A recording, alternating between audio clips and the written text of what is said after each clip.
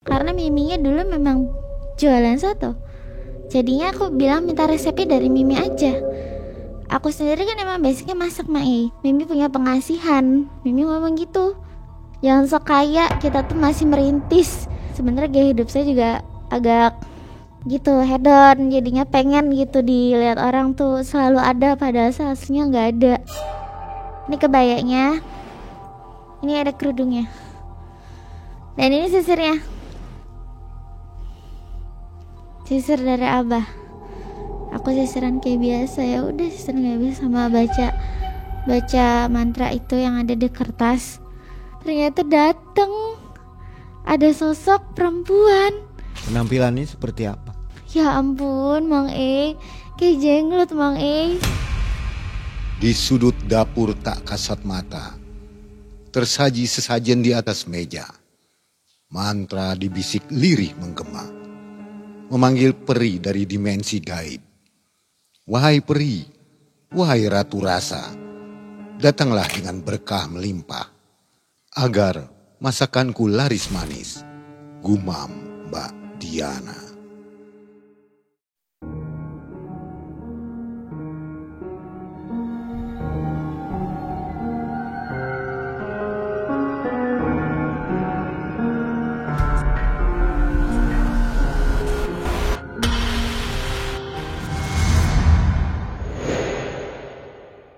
Assalamualaikum warahmatullahi wabarakatuh. Waalaikumsalam warahmatullahi wabarakatuh. Sobat Malam Mencekam tercinta, apa kabar? Mudah-mudahan semua selalu dalam keadaan sehat walafiat. Dan Mang Ei serta tim ucapkan minal aidin wal faidin. Selamat merayakan Hari Raya Idul Fitri ya. Mohon maaf lahir batin, mohon maaf yang sengaja atau tidak sengaja melakukan dan tim melakukan, ya mohon maaf sekali lagi. Nah Sobat Malam Mencekam, kita akan lanjutkan dengan nonton bersama kisah dari Mbak Diana. Ada Mbak Diana di depan kita. Apa kabar Mbak Diana? Halo, baik Mang. Mbak Diana sehat ya? Sehat. Jadi kisahnya terjadi tahun 2018. 2018 sebelum Covid. Ini kejadian melakukan sendiri ya? Iya. Niat bener gitu ya? Betul, dengan sadar, dengan niat banget, dengan sadar intinya. Tujuannya apa itu? Melakukan pesugihan ya? Iya. Ini nggak takut dosa nih? Tidak. Waktu itu? Tidak. Tapi sekarang mah udah kapok ya? Kapok gitu. banget karena dampaknya sangat besar. Jadi harus pakai masker nih? Iya Mang E. Kenapa? Tepatnya kenapa? Karena saya demi menjaga privasi. Privasi ya? Oke, dan sekarang juga saya profesinya sudah berbeda. Udah gak kayak dulu ya? Tidak. Jadi cerita ini untuk mengajarkan kebaikan ya? Iya. Jangan ditiru begitu? Betul, jangan ditiru. Karena emang dampaknya sangat luar biasa. Iya. Mbak Diana apa kegiatan sehari-hari sekarang? Sekarang kegiatan sehari-hari menjalani sebagai ibu rumah tangga aja Mang. Ibu rumah tangga. Karena Berbisnis ya? Bisnis online makanan biasa aja. Bisnis online? Apa kuliner? Kuliner dimsum, ayam. Oke. Gitu. Baik, Sobat Malam Mencekam jangan kemana-mana. Nonton kisah dari Mbak Diana, ini banyak intisarinya. Dan kejadiannya di salah satu kota besar di Jawa ya. Jawa apa Jawa Barat? Jawa Barat. Jawa Barat. Yes. Rahasia ya. Malam Mencekam, semakin malam semakin mencekam. Ini dia Mbak Diana.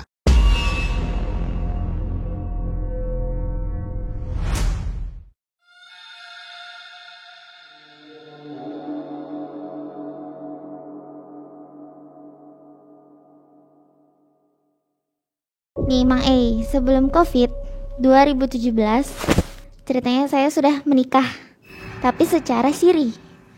Mang E, saya menikah dengan suami saya itu, lalu 2018 saya memulai bisnis, tapi di bidang aparel seperti daster, kerudung, itu semua saya jadi resellernya. Saya di rumah stok banyak tuh Mang E. Lalu saya tinggal di rumah Mimi. Mimi itu ibu angkat saya, bukan ibu kandung. Saya belum berani ngasih tahu ke orang tua kandung saya karena finansial belum mencukupi. Jadi si Mimi itu Kenapa saya bisa diangkat sama Mimi? Soalnya orang tua saya sibuk kerja, jadi dari kecil saya deketnya sama Mimi. Akhirnya saya tinggal sama Mimi di rumah Mimi di salah satu kota tuh di Jawa Barat. Tapi dengan bisnis itu tidak berjalan lancar, yang saya kira bakal laku dengan ibu-ibu di sekitar rumah Mimi. Ternyata banyak diutang.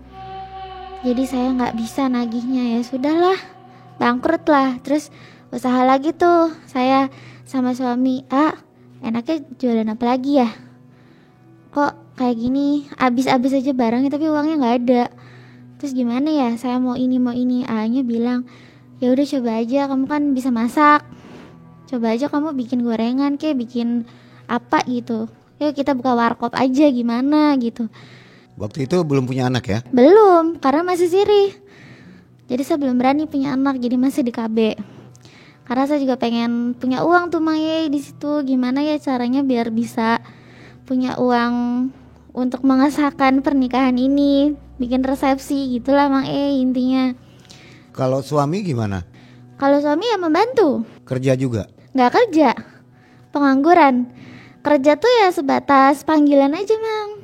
Jadi kayak nih ada yang mau ngepak nih, ada barang dateng, karena kan memang kayak pabrik kecil-kecilan kue kering gitu loh, jadi dia bagian packing gitu. Akhirnya kan nggak setiap hari, itu juga upahnya cuman 50.000 karena pabrik kecil. Nah dari usaha itu suami saya tuh suka belanja, saya yang ngolah. Kita jualan tuh kayak nasi kuning, warkop kecil-kecilan, bikin gorengan. Dari saat itu bikin gorengan, jualin di depan rumah. Kayak cuman modal meja lipat doang, saya udah gorengan udah jadi depan gang. Jadi orang tuh lumayan laku sebenarnya. Cuman tetap aja tidak mencukupi. Saya tuh pengen beli ini, pengen beli itu, Mang, tapinya nggak bisa. Akhirnya saya sama suami tuh sering bertengkar. Cuman masalah ekonomi. Malam tuh suka nangis saat itu. Pokoknya tentang duit aja ya? Duit segini cukup apa? Saya tuh mau beli ini, saya tuh mau beli itu. Masa ya baju gini aja, baju terus apa ya, gimana kita mau ngadain resepsi, gimana kita mau ngesahin pernikahan, terus nggak berani ngomong ke orang tua gitu loh kalau kita tuh udah nikah, kita pengen gini. Aduh Mang, dulu tuh sedih kalau mau saya ungkapin, bener sedih banget, terpuruk banget intinya saya sama dia tuh. Masa iya kita cerai baru nikah gitu, sedangkan aku sama dia tuh emang saling mencintai, Mang pengen banget nih itu yang namanya hidup sebagai suami istri secara normal kayak yang lainnya. Pokoknya bucin lah ya. Ya bucin karena masih sama-sama muda.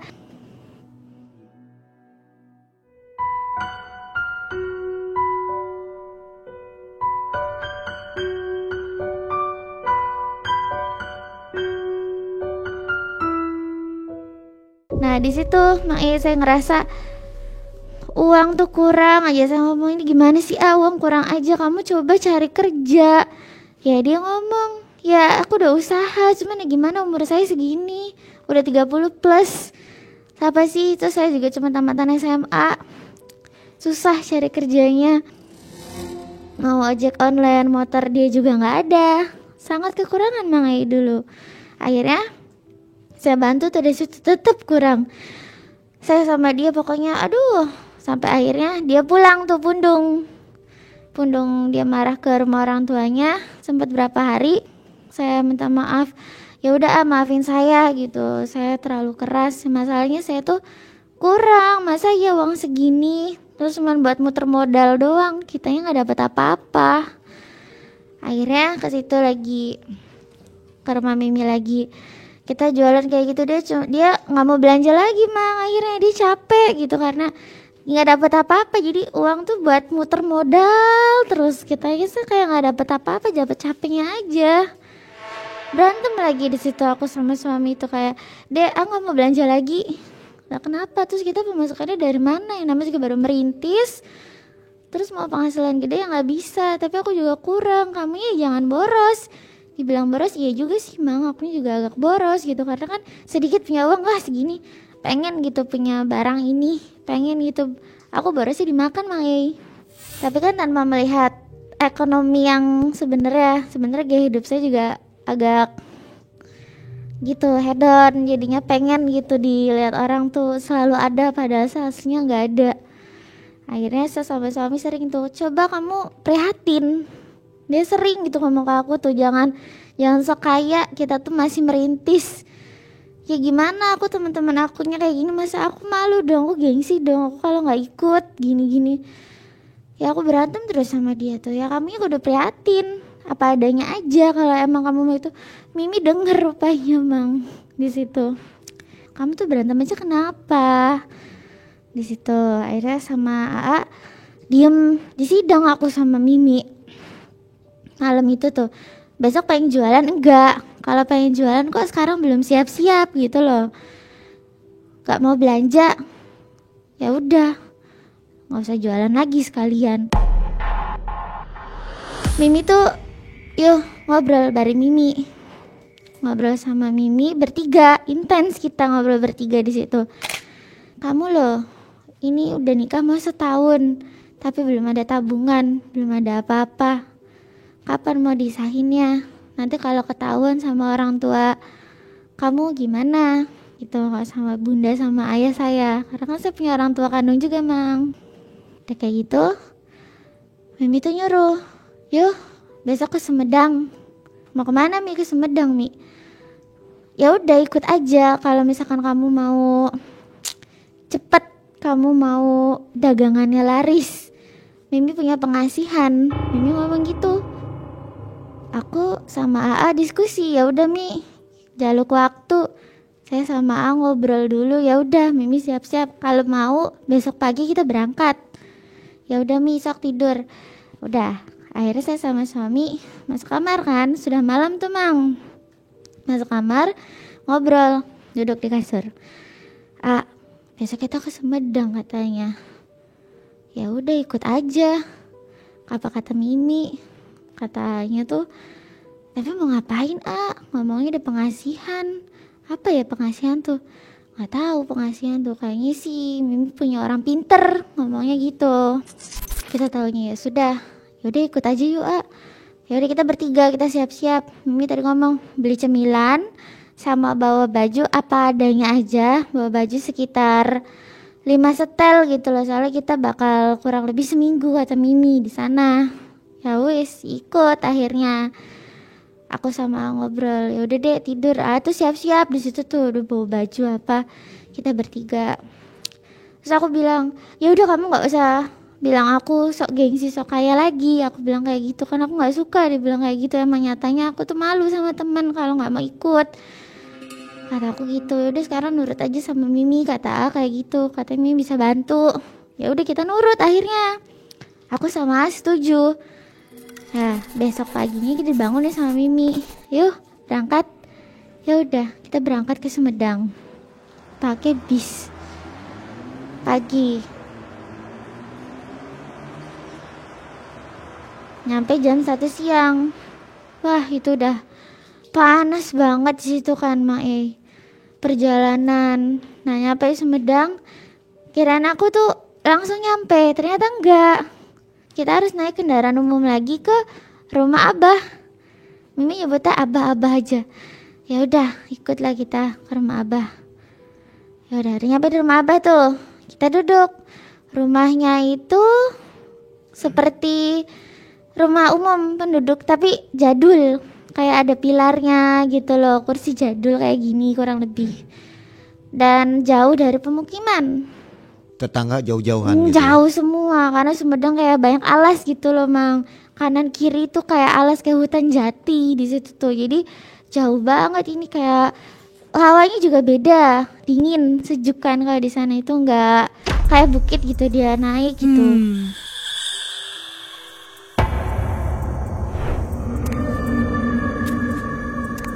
Agak mendung, nggak terang banget di situ.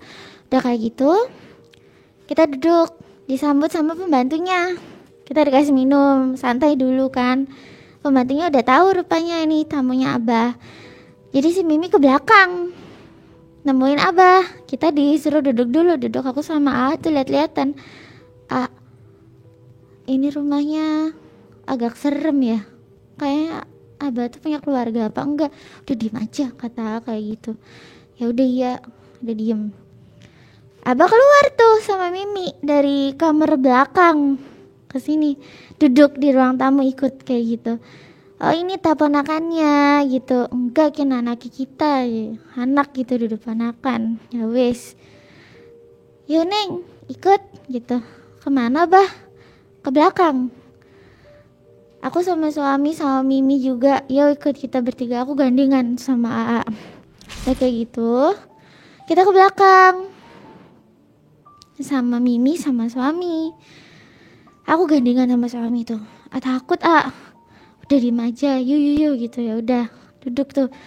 Dimasuk di kamar di belakang itu, kamarnya barulah kelihatan, wah ini orang pinter nih. Jadi kayak ada kembang, ada nampan, ada lilin, persis lah kayak ruangan-ruangan yang mbah-mbah dukun gitu. Aku juga baru pertama kali ke situ. Awalnya aku takut loh, Mi ini apa Mi, dukun lah Mi. Mimi cuma ngangguk kayak gitu. Ya udah, sok duduk. Saya duduk tuh. Ini si Abah. Saya duduk berdua sama suami. Mimi saya duduk di tempat lain, tapi di ruangan yang sama. Kata Abah, Neng, tadi Mimi udah cerita. Katanya Neng teh pengen dagangannya laris ya. Iya Abah, siapa sih yang gak pengen laris, kata saya kayak gitu. Ini suami Neng. Iya suami saya Bah gitu. Neng lagi hamil gak? Enggak. Abah cuma ngangguk. Ya udah tuh, bentar ya, Abah siapin barang-barangnya dulu. Nah di kamar itu si Abah nyiapin semuanya. Kayak kembang, menyan, itu ada di satu nampan. Di nampan itu sama lilinnya pun yang kecil tapi gemuk gitu loh, kecil besar, kecil tapi bantet. Ada 11 biji bruk taruh, ada kembang bruk taruh. Jadi di nampan tuh udah siapin si Abah. Nih Neng, dikasih, nanti kita bawa ke rumah belakang. Rumah siapa lagi, aku sama A lihat-lihatan Mang. Aduh mau kemana lagi nih, ikut aja kata Mimi. Udah kamu ikutin aja kata Abah.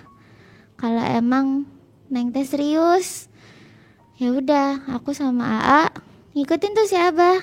Kita keluar rumah itu Mang. Kita ke arah belakang, ke pekarangan belakang. Di pekarangan belakang itu ternyata ada kayak gubuk.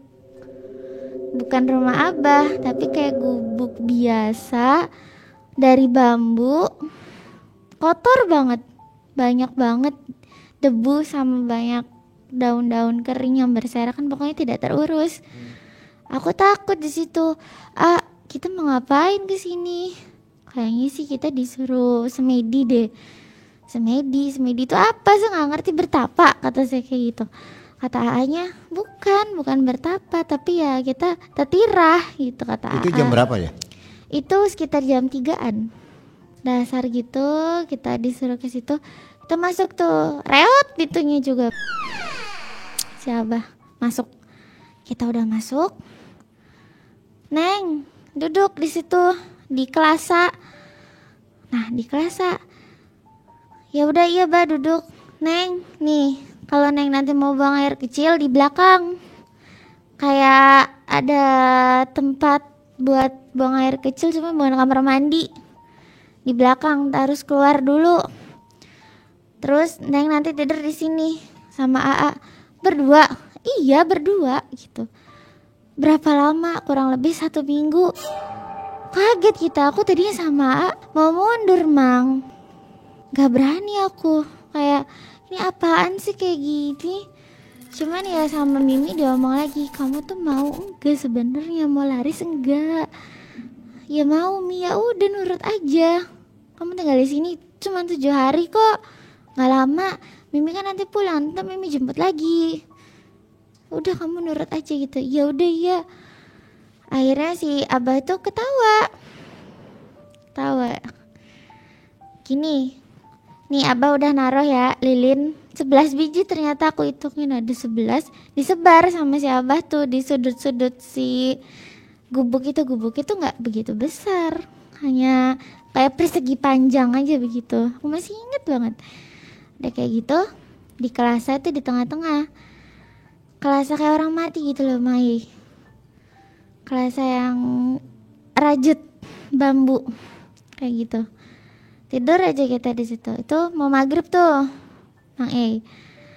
Udah mau maghrib, si Abah kayak ngelakuin ritual. Menyanya dinyalain. Terus ngayap dia, asapnya disebar ke semua gubuk itu, dia keliling. Kita cuma diem aja.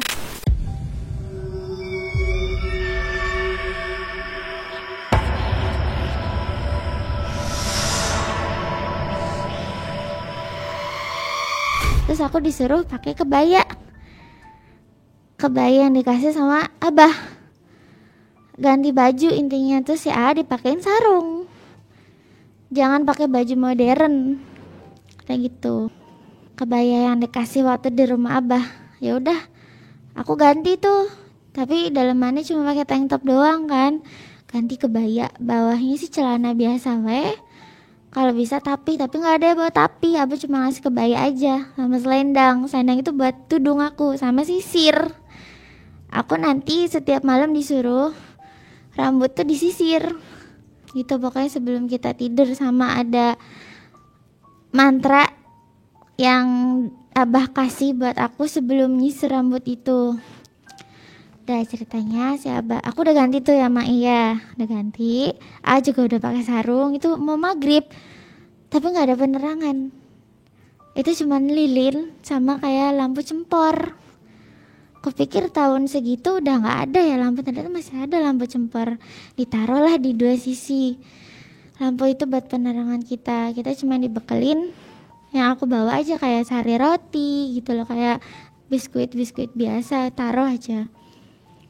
Abah bilang nanti setiap jam 3 Abah kesini buat ganti lilin. Pasti lilinnya udah habis sama ritual lagi. Si Abah bilang kayak gitu. Jam 3 apa? Jam 3 pagi. Sekitar jam 2 apa jam 3-an, kurang lebih jam segitu ya. Aku adalah bawa jam sendiri. Jadi selama 7 hari ini nggak boleh kemana-mana ya? Tidak, itu kita di dalam. Kalaupun kegiatan di situ aja. Dan itu Abah pasti nganterin makanan buat kita. Kalau Setiap ke buang air, ke WC iya, itu boleh? ke belakang boleh kita keluar karena ada di belakang gubuk itu. Nah ceritanya itu Mimi belum pulang karena kan masih maghrib. Pokoknya Mimi di situ udah kita pelukan sama Mimi. Mimi balik dikit ya, kata Mimi gitu. Ya wis kok balik maning. Udah kamu tahan aja, nurut aja kata Abah yang ditemenin sama suami. Kamu kan nggak sendiri. Iya Mi gitu, ya udah. Mi pulang tuh akhirnya, si Abah masih di situ. Abah ngarahin kan, nanti ngisi rambut setiap malam sebelum tidur atau setelah Abah nganter makanan tuh jam 2 atau jam 3 malam. Ganti lilin, pasti lilinnya sudah habis sama air yang selalu disediain Abah. Nanti kamu minum dari air yang Abah kasih pokoknya. Jangan minum sendiri gitu ya. Iya Bah, iya Bah. Udah mau maghrib itu Mang. Udah mulai serem kan, tuh gelap. Aku agak parno karena kan posisi gak pernah gitu ada di situasi seperti itu. Aku gak pernah ada di gubuk yang kotor, menyeramkan gitu. Aku gak pernah sebelumnya, apalagi di usia aku yang muda kayak gini. Kayak ngeliat kayak begituan tuh kayak ngeri. Jadi ya Abah ninggalin tuh. Abah ninggalin, ya sudah. Aku gak boleh bawa HP di situ. Gak boleh ada kegiatan apapun selain ritual yang Abah kasih itu.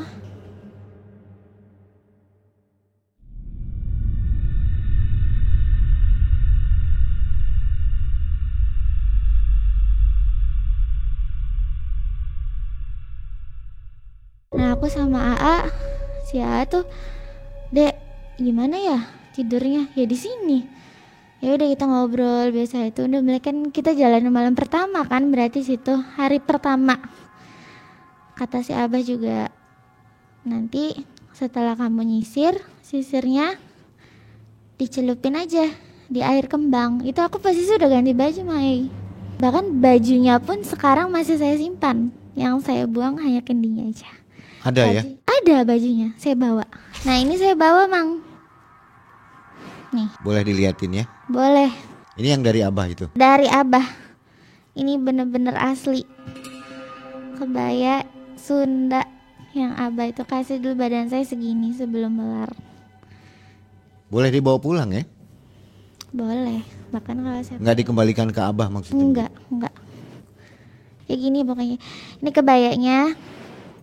Ini ada kerudungnya.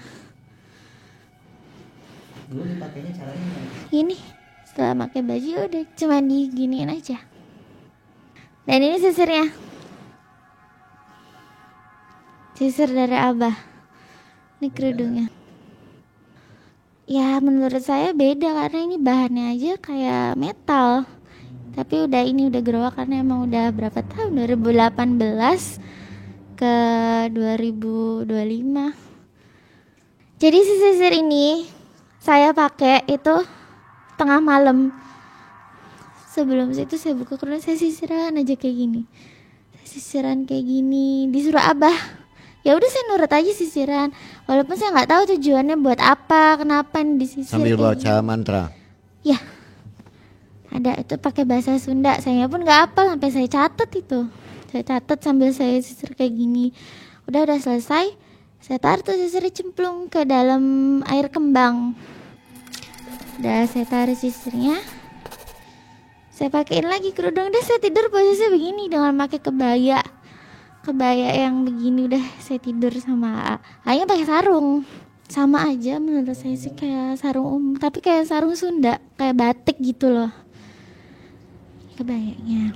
Setelah itu hari pertama tuh biasa aja, masih aman. Saya tidur biasa. Sebelum tidur saya sama ngobrol kan, bingung. Kita ngapain ya tidur di tempat kayak gini? Kamu nyaman gak ya? Nggak nyaman deh. Gelepak gelupuk nggak karuan. Kita kayak bercanda gitu loh maksudnya ya. Biasa aja, ngilangin rasa takut. Sebenarnya takut. Makanya saya tuh dikeliling kayak hutan. Duh nanti ada binatang buas enggak, ada ular enggak. Saya pikirannya udah parno di situ karena emang posisinya banyak sekali pohon-pohon rindang. Setelah itu tidur akhirnya setelah banyak percakapan. Terus mungkin udah jam 3 ada yang buka pintu. Saya kaget kalau si Ama kebluk. Setelah ngobrol apa dia tidur, kalau saya bangun ternyata Abah datang. Datang Neng. Abah ngasih makanan gitu di rantang, ada 3 rantang, ada nasi, ada lauk sama air lagi. Neng nanti makan ini terus minum ya gitu. Ya Bah. Terus Abahnya ganti lilin yang baru lagi ditaruh di tempat yang sama. Abah ditaruh, Neng tadi udah nyisir, udah. Terus gimana Neng hari pertama? Nggak apa-apa, kamu belum ngerasain apa-apa. Ya aku jujur sama Abah kan, belum ada apa-apa. Si Abah masih tidur. Ya udah tuh, nggak lama tuh si Abah cuman ngayap aja, asap dikesemuain biasa. Ya udah Abah pamit lagi, akhirnya tutup lagi lah itu si pintu. Abah pulang. Kita lanjutin, aku lanjut tidur akhirnya belum lapar, nunggu dia bangun juga. Akhirnya pagi tuh, udah pagi ya seperti biasa, buang air kecil gantian, nungguin. Terus kita makan kayak biasa. Tapi bete banget di situ karena kan kayak ngejalanin hidup primitif banget. Kita nggak ada HP, nggak ada TV, bener-bener yang pure upek di situ aja. Ritualnya pun hanya malam aja. Saya sisiran sama kasih mantra. Terus maghrib seperti itu lagi, Abah datang. Kalau siang ngapain aja? Upek di situ aja. Nggak boleh keluar? Enggak, boleh keluar tapi ya di sekitaran situ. Intinya tidak boleh ke rumah Abah, tidak boleh keluar daerah itu, zona itu tuh. Start lagi kalau sudah gelap. Pokoknya kalau udah habis maghrib kita di dalam gubuk itu, selalu di dalam sampai subuh. Abah datang pokoknya kita harus di dalam aja. Kita nurut. Aduh nggak mandi itulah aku gerah, cuman kan cuacanya sejuk karena di Sumedang, beda sama di tempat tinggal kita, panas. Hari kedua seperti itu lagi, si Abah datang lagi jam 3.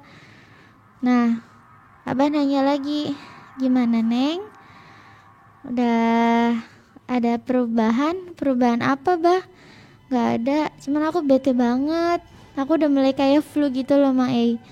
Kayak sedikit radang, terus suara agak bindeng karena kan bete banget. Dan aku di situ tuh sama suami udah kayak yang gak betah, pengen nyerah jujur aja.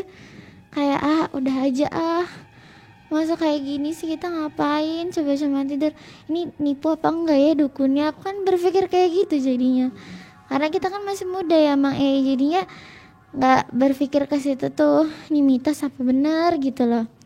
Kita juga emang bukan perempuan sama laki-laki yang sholat gitu kan, jadinya nggak terlalu mikirin ibadah, kita nggak sholat di situ.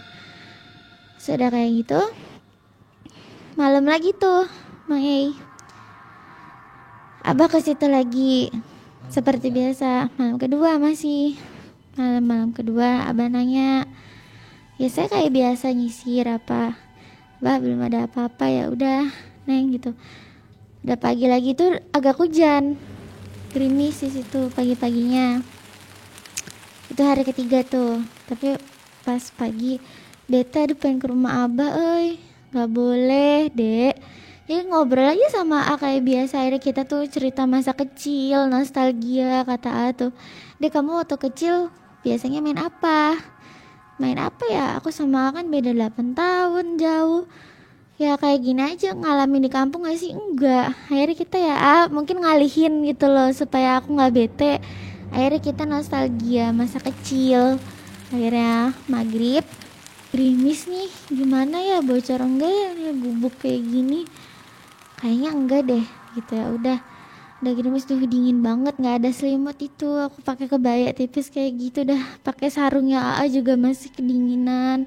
Itu hari ketiga aku udah mulai sakit, udah mulai drop Mang udah kayak nyerah aja, nggak mau. Tapi kan katanya sampai 7 hari kita tahan di situ. Aku mau tidur dulu ya, kata dek kamu belum sisiran. Oh iya belum. Ya udah aku sisiran lagi. Aku sisiran kayak biasa, ya udah sisiran kayak biasa sama baca mantra itu yang ada di kertas. Udah kayak gitu tidur. Nah di malam ketiga agak aneh Mang Jadi si angin tuh ngerasanya beda aku tuh. Kayak kayak lebih serem ya. Beda aja aku ngerasain, kayak malam kedua sama malam pertama tuh beda banget. Yang malam ketiga ini loh kayak apa aku yang gak enak badan, kok agak merinding, kok agak dingin banget tuh, nusuk banget sampai sini sarungnya buat aku aja. Aku kedinginan cuman pakai kebaya kayak gini, bajunya ada di Abah. Aku suara juga ngeretek gitu loh karena dingin banget posisinya. Itu si Abah belum datang, aku begadang itu Mang biasanya udah tidur, nggak bisa aku tidur habis nyisir, kebangun tidur nggak pulas intinya. Udah kayak gitu Abah datang lagi di hari ketiga tuh. Nah di sini Abah nanya, gimana Neng sakit gitu? Kayaknya sih Bah, soalnya sekarang tuh aku ngerasa kayak kedinginan. Beda. Si Abah diem aja di situ. Terus Abah tuh bilang lagi, Neng ngerasa udah dapat mimpi belum? Mimpi apa ya Bah? Nggak ada, mimpi biasa aja sih Bah. Udah gitu si A ngomong, Bah ini Diana kemarin hampir lupa nyisir dia, tapi saya ingetin gitu, ya bagus diingetin ya gitu, karena emang nggak boleh ada yang terlewat gitu. Memang ritualnya seperti ini, diminum nggak airnya, diminum gitu. Ya udah aku sama tuh, gimana udah aja yuk, pulang aja yuk, akunya nggak kuat, kayaknya akunya sakit ini. Enggak lah dek gitu, kamu udah kesini nih, kita udah dibantu sama Mimi, kita udah jalan berapa hari, nggak mungkin kita pulang, kita harus konsisten. Kamu kan bilang mau. Ya udah tuh, ya aku tidur tuh Mae di situ, coba untuk tidur, nggak pulas. Tapi dari hari ketiga tuh nggak pulas Mae. Udah hari keempat ceritanya udah pagi, aku sarapan nih sama AA seperti biasa. butuh obat tadi gitu. Nanti bilang tuh sama abah, kayaknya iya deh aku butuh obat gitu, akunya nggak kuat ini, kayaknya aku mau demam tapi nggak demam. Soalnya kemarin aku ngerasain kayak nusuk banget gitu, dingin banget. Apalagi kan harus nyisir, di sisirnya tuh dingin sisirnya, jadi akunya nggak kuat aja ini. Udah berapa hari nggak mandi, kayak aneh. Ya udah kayak gitu. Malam lagi tuh maghrib, di situ hujan gede Mang. Akhir kita di dalam bete lagi tuh, suasananya sepi lagi. Udah kayak gitu, aku sama A ngobrol. Ya udah deh, nanti kita mau usaha apa ya abis ini kulinernya. Kita akhirnya ngobrolin tuh, mulai nata. Ini aja tak A, kita jualan soto yang berkuah, kayaknya enak deh. Ya udah tuh, nanti jualan itu aja, resep Mimi aja ya. Iya, ya udah nanti kita minta resep sama Mimi. Soalnya kan Mimi kan dulu jualan itu laris waktu mudanya, katanya. Ya wis gitu, ntar kita jualan itu aja. Karena Miminya dulu memang jualan soto, jadinya aku bilang minta resepnya dari Mimi aja. Aku sendiri kan emang basicnya masak Mai, seneng gitu. Jadinya kalau emang dikasih resep ini bisa, pasti jadi. Akhirnya aku discuss sama A, jualan apa enaknya A. Kayak kita nggak mungkin jualan online lagi, kuliner aja yang udah pasti kamu enak masakannya. Ya udah jualan soto aja. Ya udah kita dealin tuh, udah mulai mikirin mau usaha apa ya setelah dari sini gitu. Udah tidur dia kamu tuh biar fit lagi kamu tuh. Ini kita masih panjang, baru juga mau 4 hari ini. Di situ aku nggak bisa tidur Mang. Aku tuh ngerasa kayak dingin lagi, aduh. Jadinya nggak bisa tidur, badan tuh gemeter aku tuh. Aduh A, bangun sih A, Anya tidur. Dia kalau udah tidur ngebo banget di situ. Akhirnya saya bangun, sila saya duduk kayak, aduh lama banget ini ngapain kayak gini, ngeliat-liat suasana sekitar. Nggak bisa aku tidur Mang di situ. Kebangun lagi, tidurin kebangun lagi. Sampai akhirnya abah tuh belum dateng. Nggak tahu itu jam berapa. Aku nggak pakai jam tangan saat itu, udah aku lepas karena aku kedinginan. Si pintu kebuka Mang. Ternyata bukan abah. Aku kaget di situ. Aku bangunin A, bangun. Pintunya kebuka, tapi hujan, gebris A. Biarin aja, paling abah. Bukan abah, nggak ada abah. Bangun. Aku takut di situ Mang. Ya udah aku coba tutup pintunya. Aku tutup pintunya, berat Mang. Akunya juga udah ngerasa parno, mungkin sugesti aku ya Mang. Ya aku udah, aduh kedinginan banget situ, aku udah sakit. Bangun ayo. Dia nggak mau bangun juga. Ya udah. Akhirnya si pintu itu aku biarin kebuka dengan hujan agak besar Mang. Ini gebris kayak gitu. Udah aku mau tidur lagi nggak bisa Mang.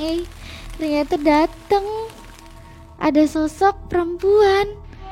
Itu aku pikir siapa ya itu ya. Aku sampai takut, apa itu kuntilanak, apa itu istrinya abah atau pembantu abah. Tapi kok serem gitu. Dia masuk Mang. Dia masuk deketin aku loh. Aku takut, tapi aku gak boleh mundur karena abah pernah pesen kalau memang ada sosok yang datengin kamu gak boleh lari, kamu harus diem di tempat. Sekalipun tuh kamu takut apa. Aku cuma nunduk gini aja, itu dia dateng. Penampilannya seperti apa? Ya ampun Mang. Kayak jenglot Mang. Itu jin. Rambutnya itu gimbal, panjang, tapi gak beraturan. Itu aku situ takut banget, aku gemeter Mang. Nah aku sampai merinding juga. Tingginya seperti apa? Gak terlalu tinggi. Saya nunduk aja, itu siapa? Dalam hati saya ngomong, itu siapa? Kok serem banget. Sampai saya lihat itu, saya nunduk lagi. Kok Pak, ternyata pas deket dia pakai kebaya yang saya pakai. Sama persis. Warna seperti hijau. ini ya. Seperti ini, tapi dia kerudungnya itu nggak dipakai, cuma disampirin kayak gini aja.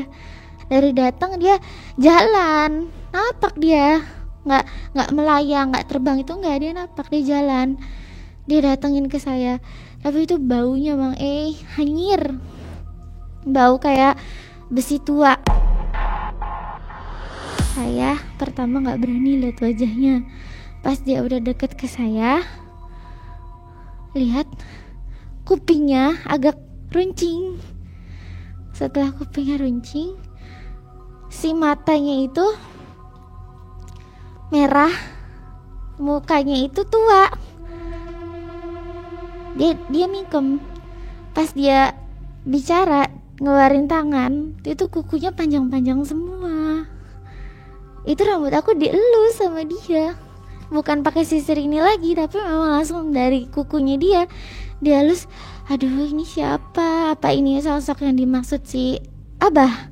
Saya takut, duh, sama diapain, sama depan bangun, nggak bangun. Terus dia duduk depan saya persis, dia ketawa, dan tuh giginya ternyata runcing semua, kayak bukan kayak kuntilanak, kayak ketawa nenek-nenek tua biasa. Ngomong ke saya, Neng. Dia ngomong Neng aja sayangnya udah nunduk. Ya, saya gituin. Neng mau apa? Mau punya anak? Dia bilang kayak gitu. Dalam hati emang bener sih, sebenarnya saya juga sebenarnya mau punya anak, cuma tujuan utama saya bukan itu. Tujuan utama saya mau laris dagangannya. Saya ngomong, Bu, saya mau dagangan saya laris, saya gituin. Neng, panggil Nyai Seruni. Dia bilang gitu, Nyai Seruni. Ya sudah, akhirnya saya bilang, ya Nyai, saya mau dagangan saya laris. Saya dengan ngomong terbata-bata saking saya takutnya itu. Saya elus sama kuku yang panjang, dia baunya nggak enak, dia ketawanya serem kayak nenek-nenek kayak gitu. Saya nggak berani natap dia, pokoknya Mang dia datang kayak gitu. Ya udah, coba Neng gitu, tangan Neng ini, dia setengah saya diambil kayak gini. Takut saya, tapi diambil kayak gini, disuruh coba, dia diem, tiba-tiba tangan saya berat. Ternyata saya dikasih kendi. Tiba-tiba ada, pokoknya di situ saya merem, tangan saya dijulurin kayak gini, diambil. Ya udah, saya diem kayak gini. Terus saya merem aja, disuruh merem. Dia, kok berat? Pas lihat kendi dari tanah liat. Kok berat ya, apa ini? Ya udah, saya taruh gitu, taruh di saya pangku di situ.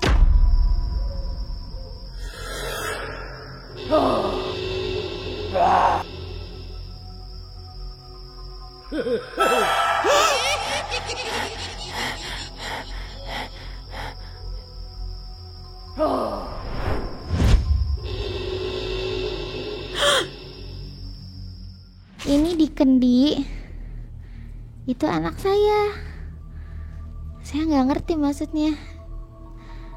Anak Nyai, iya, kata Nyai seperti itu.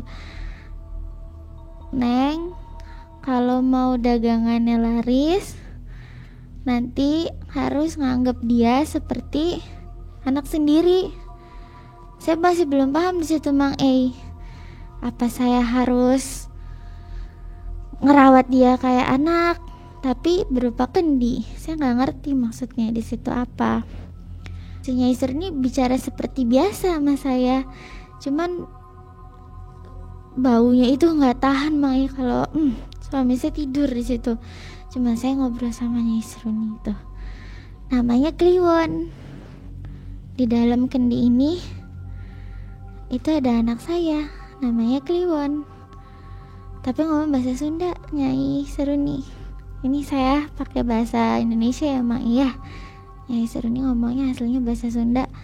Nanti kamu harus merawat dia seperti anak sendiri, jangan dikasarin, jangan dibentak, apalagi kamu usir, jangan dilarang. Ya, tapi saya belum ngerti maksudnya mana yang dimaksud Kliwon tuh. Saya nanya, "Nyai, ini apa? Mana anak nyainya?" Dia cuma ketawa aja, dia cuma berisik, tapi dia ngeliatin saya aja, Mang Ei. Saya takut di situ. Sosok itu ngeliatin, ya, jarang bicara, tapi dia lebih ke eye contact ke saya. Saya nggak berani eye contact ke dia karena memang matanya itu serem banget, nggak berani. Bener takut banget saya sendiri, Mang Ei. Udah gitu, si Nyai Seruni itu